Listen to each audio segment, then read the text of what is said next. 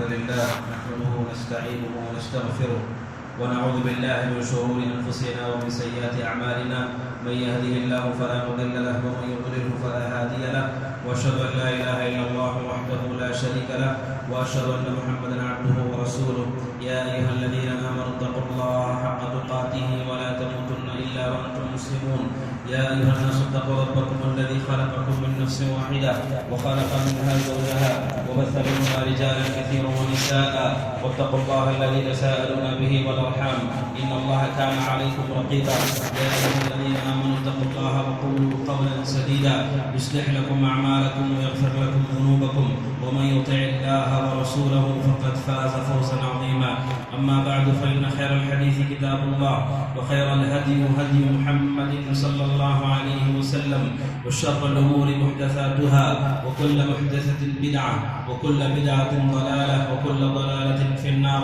فأعوذ بالله السميع العليم من الشيطان الرجيم ومن يشاقق الرسول من بعد ما تبين له الهدى ويتبع غير سبيل المؤمنين نوله ما تولى ونصله جهنم وساءت مصيرا. ہر قسم کی حمد و ثنا کبریائی اور بڑائی بزرگی اور برتری اکیلے اللہ رب العزت کی لائق و زیبا ہے جس نے ہم سب کو عبادت کے لیے پیدا کیا. اس کے علاوہ کوئی عبادت کا مستحق نہیں. اسی کی حمد و ثنا ہے دنیا میں آخرت میں ابتدا میں انتہا میں.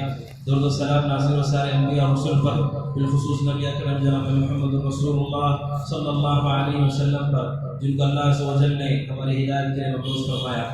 محترم حاضرین جمعہ، اللہ رب العزت نے قرآن کریم میں ایک اہم اصول کو ذکر کیا ہے کہ امت اسلام، امت محمدیہ، اس کی کامیابی اور کامرانی، اس کا غلبہ، اس کی عزت، اس کی سعادت ایک ہی چیز میں پوشیدہ ہے، وہ اللہ رب العزت کا دین ہے. اللہ رب العزت ہی کے دین سے اللہ تعالیٰ ہم لوگوں کو زمین میں استقرار دے گا، زمین میں مضبوطی دے گا، عزت اور غلبہ دے گا. اللہ رب العزت نے اس کو دین کے ساتھ جوڑ کر رکھا ہے. دین کے بغیر اللہ رب العزت دنیا میں عزت و تمکین اور غلبہ نہیں دیتا ہے. اللہ رب العزت نے قرآن کریم کے اندر ہم سے قبل اقوام کا بھی ذکر کیا ہے، یہود ہو کہ نصارہ ہو، کہ جب ان لوگوں نے اپنے انبیاء کی شریعت کی پیروی کی، اللہ رب العزت نے ان لوگوں کو تمکین دی، عزت دی، غلبہ دیا. جب ان لوگوں کے درمیان شرک و بدعت، جب ان کے درمیان خرافات شروع ہوئی، اللہ رب العزت نے ان لوگوں کو بھی ذلیل و خوار کیا. اور یہی ضابطہ ہماری امت کے ساتھ بھی ہے کہ جب تک امت اسلام نے توحید کو، سنت کو، صحیح دین کو اختیار کیے رکھا، اللہ رب العزت نے ہم کو دنیا میں غلبہ، عزت، سربلندی نصیب کی. اور جب امت کے اندر افتراق ہوا، امت میں شرک و بدعت پھیل گئی، امت کے اندر گمراہی پھیل گئی، اللہ رب العزت نے ہمیں مختلف قسم کے آزمائشوں سے گزارا.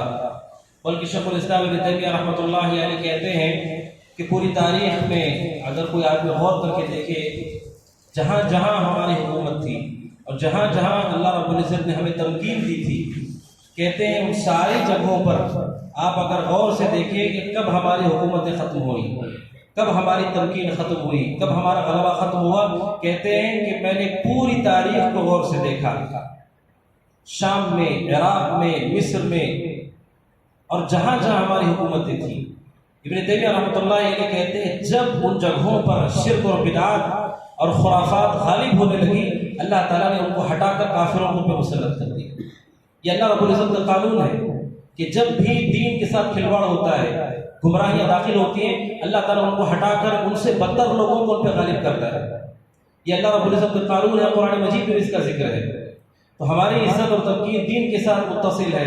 اللہ کے نبی صلی اللہ علیہ وسلم نے فرمایا، حضرت عبداللہ بن عمر رضی اللہ تعالیٰ عنہ کی روایت ہے جس میں اللہ کے نبی صلی اللہ علیہ وسلم نے فرمایا کہ جب تم دین کو چھوڑ دو گے، صلی اللہ علیکم ذلا لا ينزعه عنکم حتى ترجعوا الى دینکم، کہ جب تم دین کو چھوڑو گے اللہ تعالیٰ تمہارے اوپر ذلت کو مسلط کرے گا، اور اللہ تعالیٰ ذلت اس وقت تک نہیں ہٹائے گا جب تک تم دین کی طرف نہیں لوٹو گے. یہ اللہ کے نبی صلی اللہ علیہ وسلم کی طرف سے واضح الفاظ میں کہا گیا کہ جب تک دین کی طرف نہیں لوٹو گے اللہ تعالیٰ ذلت کو نہیں اٹھائے گا. چاہے ہماری دنیاوی اسباب کی طرح جتنی بھی کوشش ہو کہ ہم اپنی طاقت کو مضبوط کریں، ہم متحد ہو جائیں، ہم فلاں و فلاں اقدام کریں۔ اللہ کے نبی نے کہا لا ينزعه عنكم، اللہ تعالیٰ اس کو نہیں اٹھائے گا۔ اور تاریخ کہتی ہے کبھی بھی اس کے بغیر، دین کی طرف لوٹے بغیر اللہ نے ذلت کو اٹھایا نہیں ہے، چاہے جتنی کوشش کرو۔ اس لیے کہ اللہ کا قانون ہے وَلَن تَجِدَ لِسُنَّةِ اللَّهِ تَبْدِيلًا، اللہ کی سنت کو کوئی بدل نہیں سکتا ہے، اللہ کے قانون کو کوئی بدل نہیں سکتا ہے۔ جب قرآن مجید کہتا ہے کہ تمہاری مدد اللہ کے دین کی مدد کے ساتھ ہے، اور رسول کہہ رہے ہیں کہ اللہ تعالیٰ ذلت اس وقت تک نہیں اٹھائے گا جب تک دین کی طرف نہیں لوٹو گے، تو چاہے جتنی ہمارے مشورے ہوں، جتنی ہماری ملاقاتیں ہوں، جتنی کوششیں ہوں، وہ ہمارا مستقل حل نہیں ہو سکتی۔ اس وجہ سے ضرورت ہے کہ ہم اللہ رب العزت کے دین کی طرف لوٹیں، اور اللہ رب العزت کے دین کی طرف لوٹنے سے یہ بنیادی سوال پیدا ہوتا ہے کہ اللہ کے نبی صلی اللہ علیہ وسلم کے دین کے دعویدار مختلف شکلوں میں موجود ہیں، مختلف جماعت اور احزاب میں ہیں، مختلف ٹکڑیوں میں، ٹولیوں میں ہیں۔ وہ کون سی جماعت ہے جن کے ساتھ اللہ رب العزت کا حقیقی دین ہے، اللہ کے نبی صلی اللہ علیہ وسلم کی حقیقی شریعت ہے، اس کی پہچان کیے بغیر کوئی بھی شخص اللہ کے دین کی طرف نہیں لوٹ سکتا۔ اللہ کے دین کی طرف لوٹنے کا معنی یہ نہیں ہے کہ کوئی نمازیں اور زکوٰۃ دینا شروع کر دے۔ اللہ کے دین کی طرف لوٹنے سے مراد سب سے اہم چیز عقیدہ اور منہج ہے کہ آپ کے دل میں اللہ کے بارے میں کیا عقیدہ ہوتا ہے، آپ رسول کے بارے میں کیا مانتے ہیں، آپ صحابہ کے بارے میں کیا مانتے ہیں۔ دل کا عمل سارے اعمال پہ سب سے مقدم ہے، ظاہری اعمال دل کے اعمال کے بعد آتے ہیں۔ اگر کوئی لا الہ الا اللہ کو دل سے نہیں مانتا، سارے اعمال ظاہری ادا کرے، اس کے اعمال اسے نفع نہیں پہنچا سکتے۔ سب سے اہم جگہ دل ہے جہاں سے عمل کیا جاتا ہے۔ تو سوال یہ ہے کہ دین کی طرف لوٹنا ہے، آپ کو اپنے دل کی طرف لوٹنا ہوگا کہ آپ اپنے دل میں کون سا عقیدہ رکھتے ہیں اللہ تعالیٰ کے بارے میں۔ اور امت میں آپ دیکھیے ہر مسئلے میں اختلاف ہے، ہر مسئلے میں اختلاف ہے، حتیٰ کہ اللہ تبارک و تعالیٰ کہاں ہے اس پر بھی اختلاف ہے۔ بعض کہتے ہیں اللہ تعالیٰ ہر جگہ پر ہے، بعض کہتے ہیں اللہ تعالیٰ مومن کے دل میں رہتا ہے، بعض کہتے ہیں اللہ تعالیٰ پاک جگہوں پر مسجدوں میں رہتا ہے، اور ایسے لوگ ہیں جو کہتے ہیں اللہ تعالیٰ عرش پر رہتا ہے۔ آپ اللہ کے بارے میں کیا عقیدہ رکھتے ہیں؟ کیا اللہ تبارک و تعالیٰ کے علاوہ بھی کوئی غیب جانتا ہے؟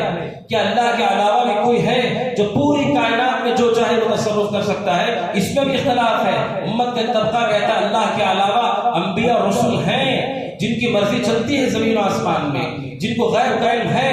تو آپ اللہ تبارک و تعالیٰ کے بارے میں بھی متفق نہیں ہیں کہ آپ یہ نہیں جانتے کہ اللہ تبارک و تعالیٰ ہی اکیلا متصرف ہے یا اس کے ساتھ کوئی اور شریک بھی ہے۔ اس سارے مسائل میں اختلاف ہے، شروع سے لے کر آخری مسئلے تک اختلاف ہے۔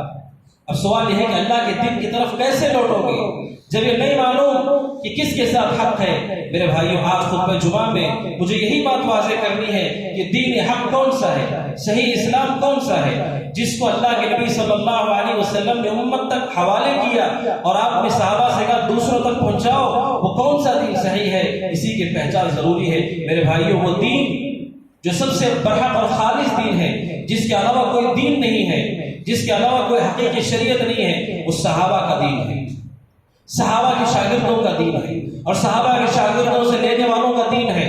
جو لوگ حضرات صحابہ کرام رضوان اللہ تعالی علیہم مجمعین کے منہج اور ان کے طریقے پر ہیں، جن کے عقیدے صحابہ کے عقیدوں کی طرح ہیں، جن کے اعمال صحابہ کے اعمال کی طرح ہیں، جن کے اخلاق صحابہ کے اعمال کی طرح اخلاق کی طرح ہیں، وہی دین برحق ہے۔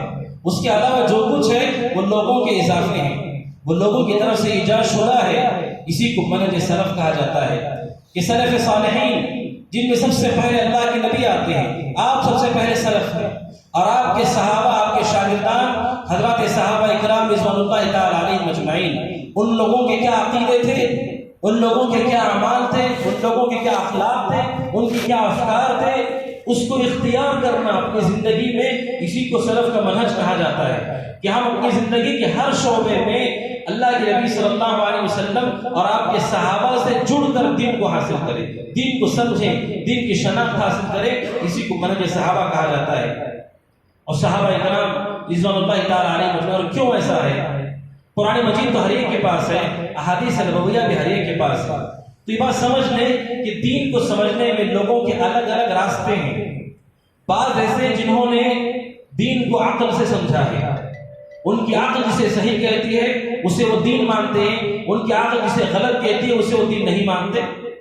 ایک وہ طبقہ ہے جنہوں نے قرآن مجید کی آیتوں کی تاویل کی، ایسے کیسے ہو سکتا ہے احادیث کا انکار کیا، ایسے کیسے ہو سکتا ہے؟ ایک منہج وہ ہے، ان لوگوں کے دین میں کافی اضطراب ہے، اور ایک دین وہ ہے جس میں لوگ کہتے ہیں صرف قرآن کافی ہے، سنت کی ضرورت نہیں ہے۔ ایک دین وہ ہے جن کی یہاں سنت کا کوئی درجہ نہیں ہے، اور ایک دین وہ ہے جس میں بعد میں آنے والے لوگوں نے اپنی مرضی سے تعویلات کی، اپنی مرضی سے تفسیرات کی ہیں، تشریحات کی ہیں، ان کا ایک اپنا دین ہے۔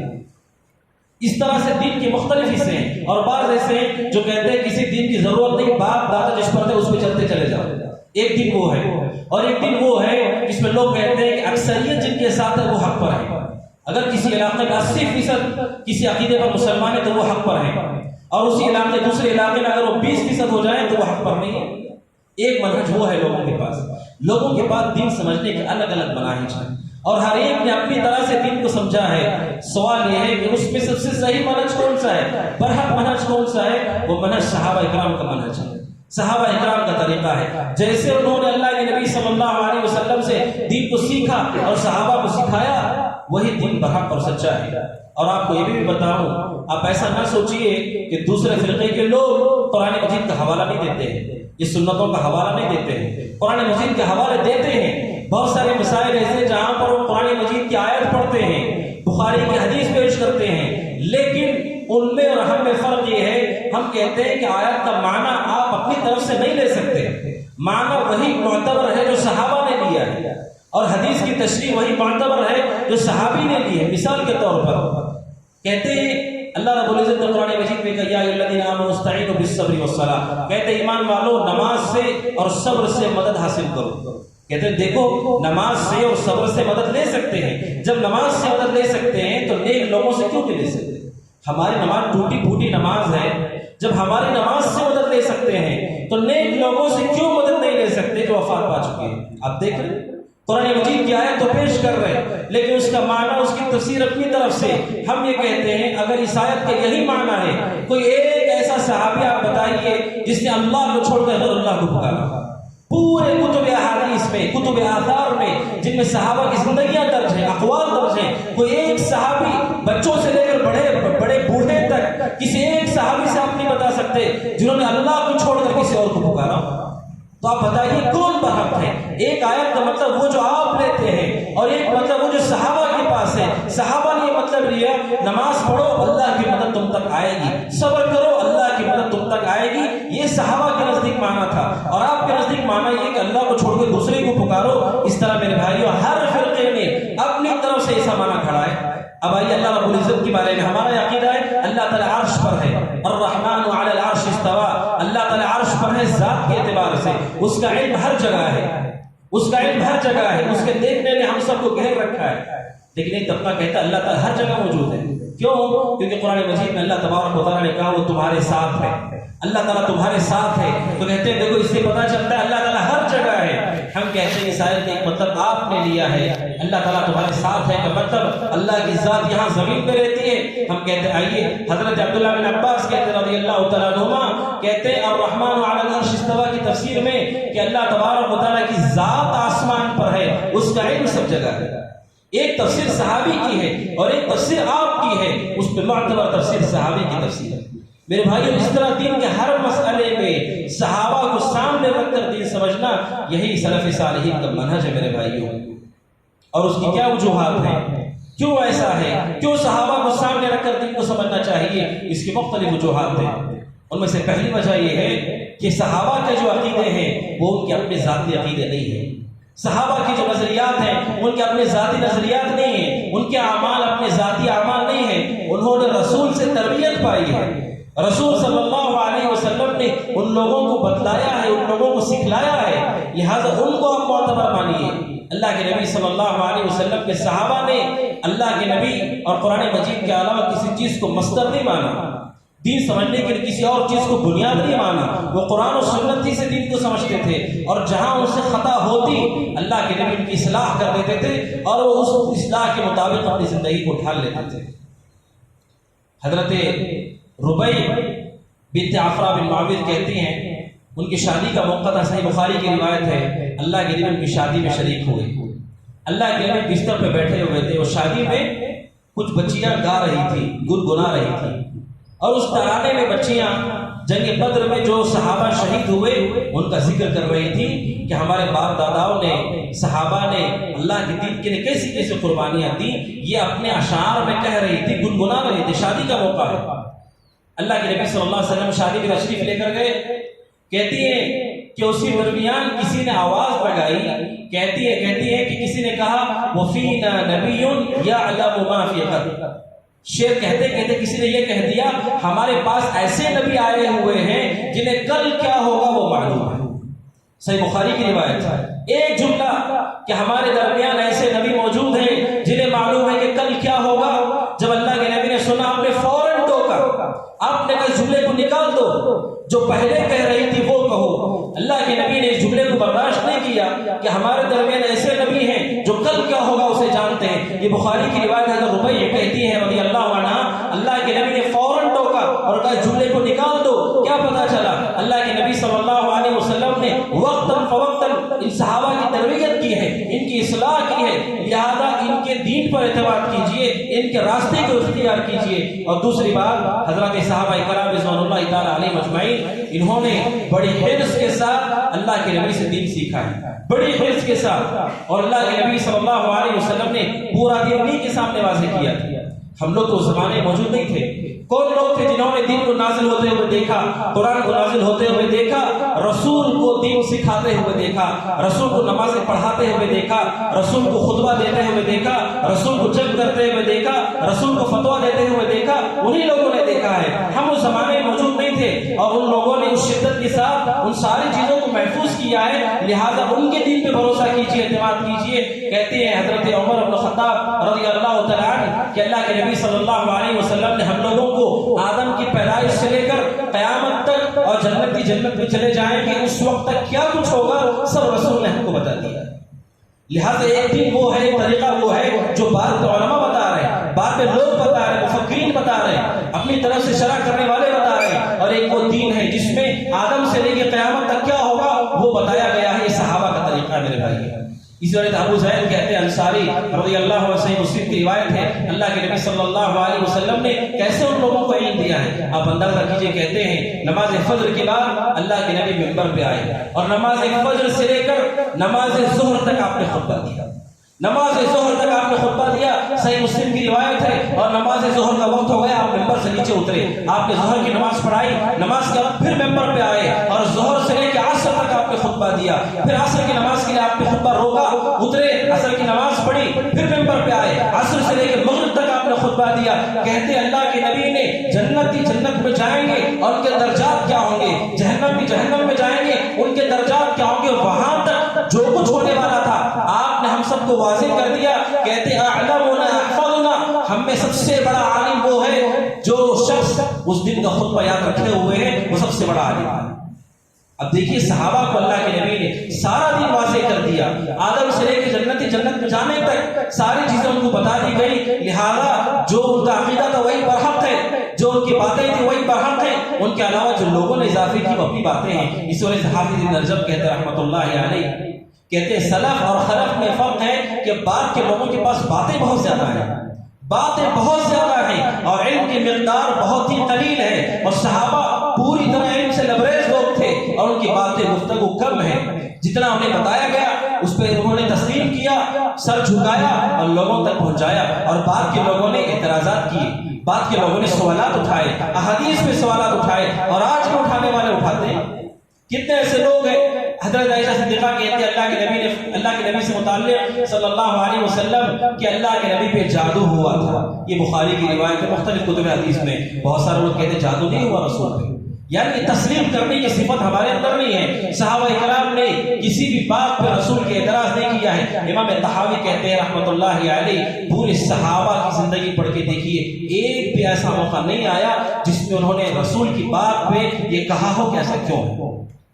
کبھی بھی نہیں کہا ہم لوگوں نے ایسا کیوں ہے. لیکن آج ہر آدمی ہے جو دین پہ اعتراض کرنے والا ہے، قرآن پہ اعتراض کرنے والا ہے، سنت پہ اعتراض کرنے والا ہے. تو کہنے کا مطلب یہ میرے بھائیوں، صحابہ کا عمر اس لیے ضروری ہے کہ وہ سب سے زیادہ دین کو جاننے والے لوگ ہیں، ان کے پاس سب سے زیادہ علم تھا.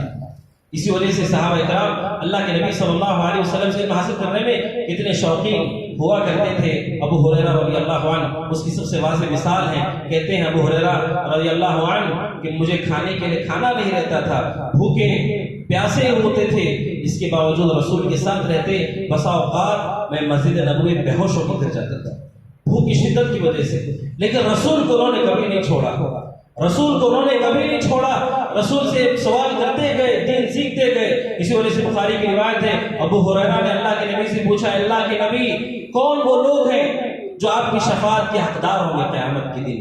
اللہ کے نبی نے کہا ابو ہریرہ مجھے معلوم تھا کہ یہ سوال تم ہی کرو گے.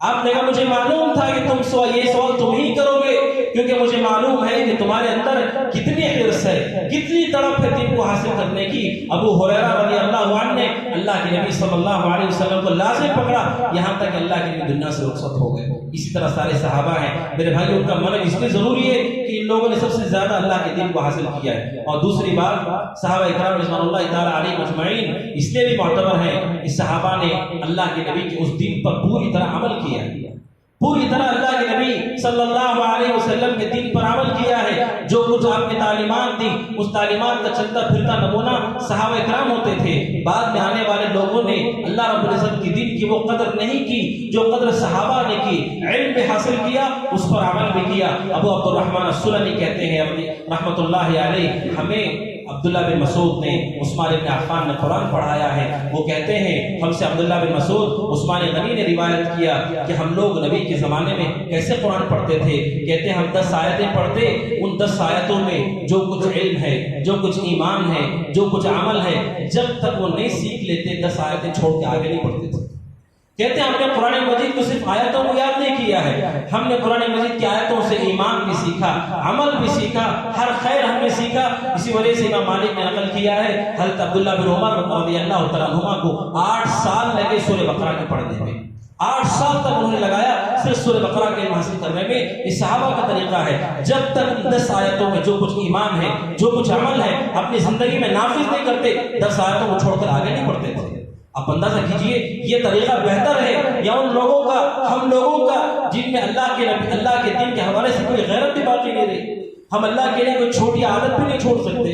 کسی آدمی سے آپ کہیں کہ آپ بیڑی سگریٹ پیتے ہیں, جائز نہیں ہے, آپ چھوڑ دیں, آپ اللہ کے لیے وہ بھی نہیں چھوڑ سکتے. انہوں نے اللہ کے لیے اللہ کے حقوق پر اپنے گھر بار چھوڑ دیے, تجارتیں چھوڑ دی, اپنی زمین و جائیداد کو چھوڑ دیا, اولاد کو چھوڑ دیا, بیوی بچوں کو چھوڑ دیا, ماں باپ کو چھوڑ دیا. آپ سوچیں کس کا منہج بہتر ہے, کس کا طریقہ بہتر ہے, جنہوں نے اپنی زندگیوں میں نافذ کر کے بتایا کہ اللہ کے دین کے لیے قربانی کسے کہتے ہیں.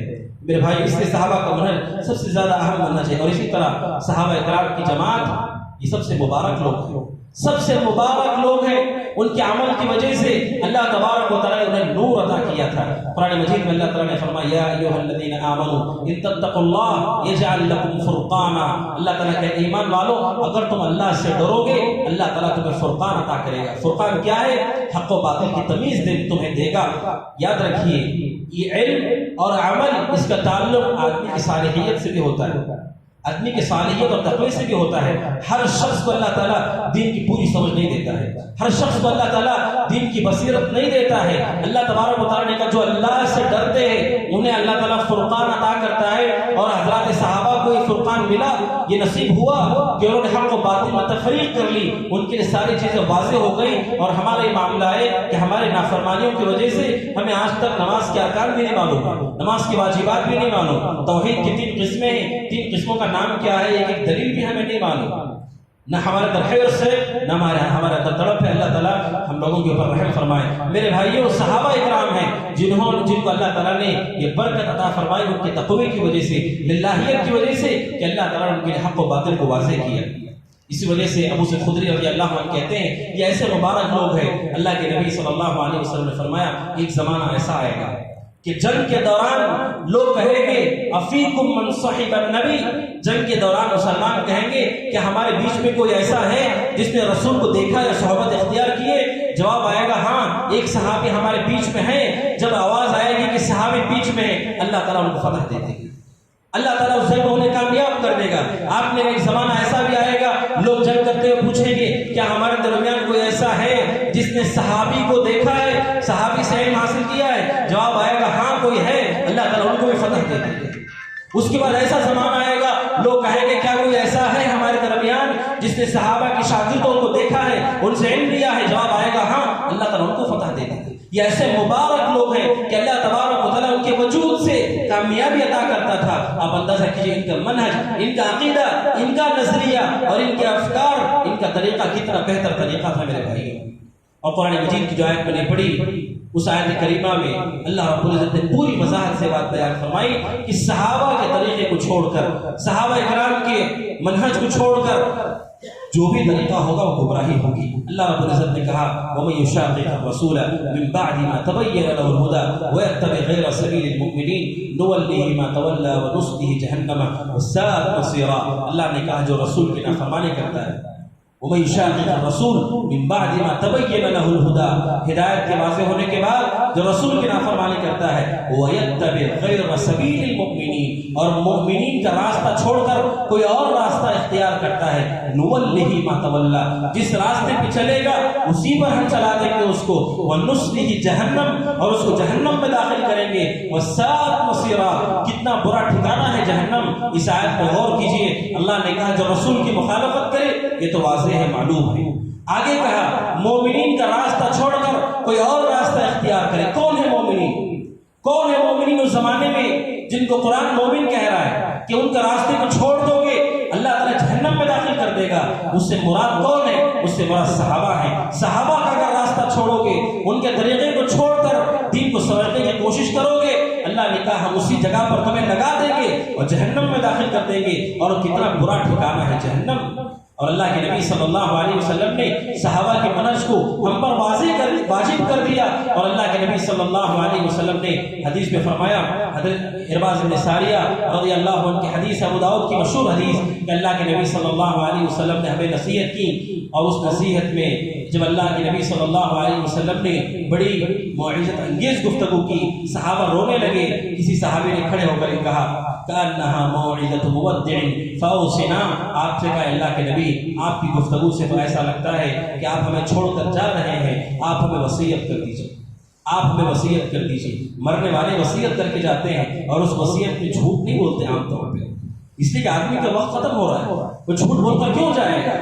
وصیت کا وقت انتہائی عظیم وقت ہوتا ہے جس میں عام طور پر آدمی اپنے پیچھے رہنے والوں کی بھلائی چاہ کے جاتا ہے۔ رسول سے پوچھا جا رہا ہے جن کا دل ہمارے لیے دھڑکتا تھا، ہمارے لیے وہ غمزدہ ہوتے تھے، ہماری فکر کرتے تھے، سورہ کہف میں اللہ نے کہا آپ اپنے آپ کو ہلاک کر دیں گے لوگوں کے پیچھے، اتنا آپ کو فکر تھی امت کی۔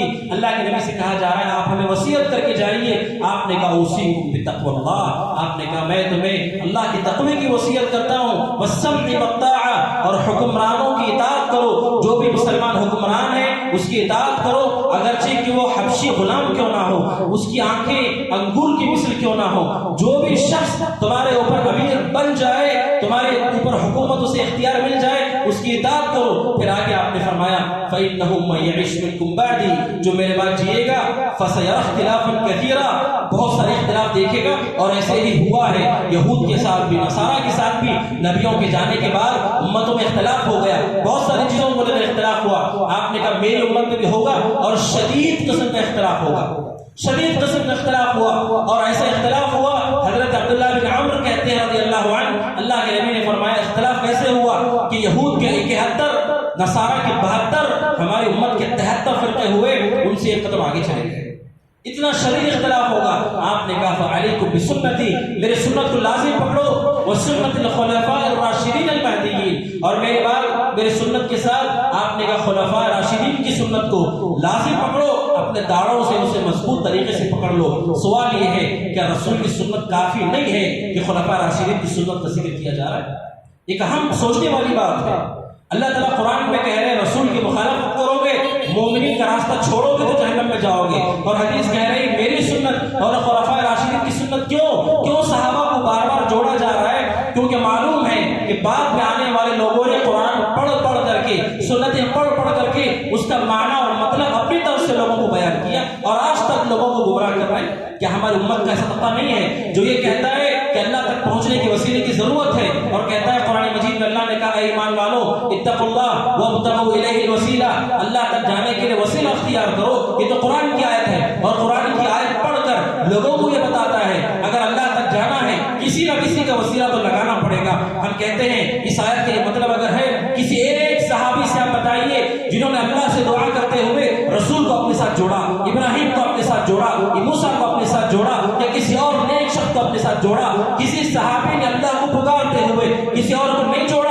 اس کا مطلب یہ ہے وسیلے کا معنی آپ اپنی طرف سے کر رہے ہیں, آپ اپنی مرضی سے بیان کر رہے ہیں. یہ منہج سلف ہے جو بتاتا ہے قرآن کی ایک ایک آیت اور ایک ایک حدیث آپ معنی اپنی طرف سے نہیں بول سکتے. جو صحابہ نے معنی لیا وہی معتبر ہے. صحابہ نے کیا تفسیر کی, امام مجاہد نے کیا تفسیر کی. وسیلے کا معنی ہے اللہ کی اطاعت. ایمان والو اللہ تک پہنچنے کے لیے اطاعت کرو, اللہ کو خوش کرنے کے لیے اطاعت کرو, یہ معنی ہے وسیلے کا. لیکن لوگوں نے اپنی طرف سے معنی بیان کیا. اسی لیے اللہ کے نبی نے کہا میرا طریقہ اور صحابہ کا کیوں, کیونکہ صحابہ کو آپ جوڑ لیتے ہیں کوئی فتنہ امت میں داخل نہیں ہو سکتا ہے, کوئی بھی فتنہ امت میں داخل نہیں ہو سکتا. اگر آپ نے قرآن و سنت کے ساتھ صحابہ کو جوڑ لیا, کوئی آدمی آپ سے کہے پھر قرآن کی آیت یہ کہہ رہی ہے, اگر آپ صحابہ کو لے کر سامنے آئیں گے اللہ رب العزت جانتا ہے کہ وہ فتنہ وہیں پر ختم ہو جائے گا, وہیں پر ختم ہو جائے گا. اسی لیے اللہ کے نبی نے کہا خلفاء راشدین کی سنت کو لازم پکڑو. علماء کہتے ہیں جب 4 صحابہ کی سنت کو لازم پکڑنے کے لیے کہا گیا تو سوچئے کسی مسئلے میں پورے صحابہ متفق ہیں تو کتنی مضبوطی سے پکڑنا چاہیے. کوئی عقیدہ پورے صحابہ کا ہے, اگر 4 کا بھی ہو ان کے اتباع کا حکم ہے تو پورے صحابہ کا ایک ہی طریقہ ہو, پورے صحابہ کا ایک ہی عقیدہ ہو, تو سوچو کتنی مضبوطی سے ہمیں سنت کو پکڑنا ہے, کتنی مضبوطی سے اس راستے کو پکڑنا ہے. اسی لیے میرے بھائیوں خطیب بغدادی رحمہ اللہ نے اپنی کتاب الجامع کے اندر ذکر کیا ہے عمر بن خطاب رضی اللہ عنہ نے حضرت عبداللہ بن عباس سے ایک سوال کیا, اور انتہائی اہم سوال ہے اور ہر مسلمان کے ذہن میں سوال ہوتا ہے. حضرت عمر نے پوچھا ابن عباس مجھے آپ بتائیں جب ہمارا قرآن ایک ہے, ہمارا قبلہ ایک ہے, تو امت میں آخر اختلاف ہوگا کیسے؟ جب رسول ایک ہے, قرآن ایک ہے, قبلہ ایک ہے, امت میں اختلاف ہوگا کیسے؟ یہ عمر بن خطاب حضرت عبداللہ بن عباس سے پوچھ رہے ہیں. آپ جواب سنیے. حضرت عبداللہ بن عباس نے کہا ہاں ہمارے پاس قرآن ہے, ہمارے پاس قبلہ ہے, سب کچھ ہے. حضرت عبداللہ بن عباس نے کہا قرآن مجید کو ہم جانتے ہیں, قرآن مجید کے مطلب اور معانی کو ہم جانتے ہیں. کہتے ہیں حضرت عبداللہ بن عباس بعد میں ایسے لوگ آئیں گے جو قرآن مجید پڑھ کر اس کا معنی اپنی طرف سے بیان کریں گے, اس وقت امت متفرقہ ہو جائے گا, اس وقت امت کے گروہ بٹ جائیں گے, اس وقت امت کے اندر جماعتیں ہو جائیں گی. کب؟ جب لوگ قرآن پڑھ کر سنتیں پڑھ کر معنی اپنی طرف سے بتائیں گے. جی ہاں, ہمارا طبقہ بہت بڑا طبقہ کہتا ہے کہ 4 امام میں سے کسی ایک امام کے پیچھے رہنا ہی ہے آپ کو. اگر آپ 4 کے پیچھے نہیں, آپ شیطان کے پیچھے ہیں. اور کیا کہتے ہیں قرآن مجید میں اللہ نے کہا ایمان والو علماء سے پوچھو اگر تمہیں علم نہیں. یہ آیت ہے, اس آیت سے پتہ چلتا ہے 4 میں سے کسی ایک کو لازم رکھنا چاہیے. ہم کہتے ہیں آؤ صحابہ کی طرف, آؤ صحابہ کی طرف. بتائیے میرے بھائیوں صحابہ میں اتنے علماء تھے, ہر مصر ہر شہر کا اپنا ایک بڑا عالم ہوا کرتا تھا. حضرت عبداللہ بن عباس ہیں, عبداللہ بن عمر مدینہ میں مفتی ہیں, ابن عباس رضی اللہ عنہ مکہ میں ہیں, معاذ بن جبل یمن میں ہیں. اتنے سارے مفتیان صحابہ ہیں, اتنے سارے علماء ہیں. بتاؤ کیا کبھی کسی صحابی نے کہا کہ سارے لوگوں کے بجائے کسی ایک کو چنو اور اس ایک کے پیچھے رہو؟ کسی صحابی نے نہیں کہا. اس کا مطلب یہ کہ امت کا جو کچھ ڈال رہے ہیں, جو کچھ داخل کر رہے ہیں, وہ آپ کے اپنے ذہنوں کی اپج ہے, وہ آپ اپنے ذہنوں کی اپج پیداوار ہے. اسی لیے میرے بھائیوں ابن تیمیہ رحمۃ اللہ علیہ کہتے ہیں کوئی بھی فرقہ بنا ہے امت نے 73 فرقوں میں 72 فرقے جہنم میں جائیں گے. کوئی بھی فرقہ بنا ہے کہتے ہیں اس کی وجہ یہ بنی صحابہ سے وہ کٹے, اس کے بعد دین کو سمجھا, صحابہ سے کٹے اور دین کو سمجھا اپنی طرف سے. اس کی اپنی تفسیر کا موقع نہیں. میں آپ کو چھوٹی مثال دیتا ہوں. خوارج نے دعویٰ کیا صحابہ کے زمانے میں کہ آپ اللہ کو چھوڑ کر کسی کا فیصلہ نہیں لے سکتے. آپ دیکھیں جملہ کتنا پیارا جملہ ہے کہ اللہ کو چھوڑ کر کوئی فیصلہ کرنے والا نہیں. حضرت عبداللہ بن عباس ان سے گفتگو کرنے گئے. حضرت عبداللہ بن عباس نے کہا سورہ بقرہ میں اللہ نے کہا بیوی شوہر کا اختلاف ہو جائے, وہاں سے ایک حکم بلاؤ, یہاں سے ایک حکم بلاؤ, وہاں سے ایک فیصلہ کرنے والا ہے, یہاں سے ایک فیصلہ کرنے والا ہے. وہ بیٹھ کر کے فیصلہ کر سکتے ہیں. جب بیوی شوہر کے مسئلے میں کوئی آدمی فیصلہ دینے آ سکتا ہے اور وہ کافر نہیں ہو سکتا کیونکہ قرآن کی آیت ہے, اور تم کہتے ہو کہ امت نے کوئی فیصلہ نہیں کر سکتا. اب سمجھ رہے صحابہ اکرام کے فہم کو چھوڑ دیا تو جو ان کے دلوں میں تھا اس کو دین بنانے کی کوشش کی میرے بھائیوں. اسی طرح امت بٹ گئی, اسی طرح امت بٹ گئی. اور جو سرغنے تھے جعد بن درہم اور اسی طرح جہل بن صفوان, غیلان دمشقی اور واصل بن عطا, عمرو بن عبید, یہ سارے کے سارے گمراہ فرقوں کے ائمہ تھے, رؤساء تھے. ان لوگوں کی سیرت آپ دیکھیے, صحابہ سے اپنے آپ کو کاٹ لیا, صحابہ سے اپنے آپ کو دور کر لیا. آپ کسی کو کافر کہہ رہے ہیں اور آپ صحابہ سے نہیں پوچھ رہے کہ وہ کافر ہوگا کہ نہیں ہوگا. تو اس طرح سے میرے بھائیو امت کے اندر تفریق ہو گئی۔ حضرت عبداللہ بن عباس کے قول کے مطابق جب قرآن مجید کی تفسیر اپنی طرف سے کی گئی امت میں اختلاف ہو گئے۔ کوئی بھی مسئلہ امت میں داخل ہوا ہے آپ دیکھو کہ قرآن و سنت میں وہ ہے اور کیا واقعات صحابہ نے اس کو ایسے ہی سمجھا ہے۔ نوحہ خانی اور ماتم ہے، نوحہ خانی اور ماتم ہے۔ ایک ذاتی کو میں نے کہتے ہوئے سنا، مجھے بڑا افسوس ہوا۔ وہ کہتا ہے کہ جب حضرت سارہ کو خوشخبری دی گئی کہ تمہارے گھر میں بیٹا ہونے والا ہے، سارہ نے خوشی سے اپنے اوپر کچھ ہاتھ چلائے، کہتے اسے پتہ چلتا ہے کہ ماتم کرنا جائز ہے، اسے پتہ چلتا ہے ماتم کرنا جائز ہے۔ میرے بھائیوں یہ آیت کریمہ کہ صحابہ کے پاس نہیں تھی، کہ صحابہ کرام کے پاس نہیں تھی، اور صحابہ میں اتنے بڑے بڑے صحابہ شہید ہو گئے۔ اللہ کے نبی کی زندگی میں بڑے بڑے صحابہ شہید ہوئے، اور آپ کے جانے کے بعد ابو بکر صدیق کا انتقال ہوا، عمر بن خطاب کا انتقال ہوا، کیا کبھی کسی صحابی نے نوحہ اور ماتم کیا؟ اللہ تبارک و تعالیٰ سے ڈرنا چاہیے۔ اور وہ لوگ ہم میں سے جو لوگ قرآن مجید کو پڑھ کر خود سمجھنے کی کوشش کرتے ہیں، اللہ سے ڈریے اور اس امت پر رحم کیجیے۔ نئے نئے نظریات کو داخل مت کیجیے، نئی باتوں کو داخل مت کیجیے۔ کچھ لوگوں سے سوال کیا جاتا ہے، کہتے میں سوچ کر بتاتا ہوں۔ دین میں کوئی ایسی چیز نہیں ہے جسے آپ سوچ کر کے بتائیں گے۔ دین میں ساری چیزیں واضح کر دی گئی ہیں، آپ کو معلوم کر کے لوگوں تک پہنچانا ہے۔ اس لیے اپنی طرف سے قرآن پڑھنا، اپنی طرف سے حدیثیں پڑھنا اور اس کا معنی اور مطلب اپنی طرف سے سمجھنے کی کوشش کرنا، میرے بھائیوں یہی فرقہ بندی کا دروازہ تھا، یہی سے امت کے اندر تفرقہ ہوا ہے۔ اس لیے سلف صالحین کا راستہ انتہائی ضروری ہے۔ اللہ کے نبی صلی اللہ علیہ وسلم نے فرمایا کہ 73 میں سے 72 جہنم میں جائیں گے، آپ نے کہا ایک فرقہ جنت میں جائے گا، آپ نے کہا ما انا علیہ واصحابی، جس پر میں ہوں میرے صحابہ ہیں۔ سورۃ ترمذی کی روایت ہے، وہاں پر بھی آپ نے صحابہ کو ایڈ کیا ہے، وہاں پر آپ نے صحابہ کو جوڑا ہے، کیونکہ معلوم ہے کہ امت میں کیا ہوا اور کیا ہو رہا ہے۔ آج بھی آپ کو بہت سارے اہل بدعت کے رؤسا دکھیں گے، اپنے سامنے قرآن مجید کھولے ہوئے ہیں، اپنے سامنے حدیثوں کی کتابیں رکھے ہوئے ہیں، اور وہ بتا رہے لوگوں سے کہ دین کیا ہے، دین کی حقیقت کیا ہے، اور وہ صحابہ کرام کے منہج سے پوری طرح غافل ہیں، انہیں نہیں معلوم صحابہ کرام کا منہج کیا تھا۔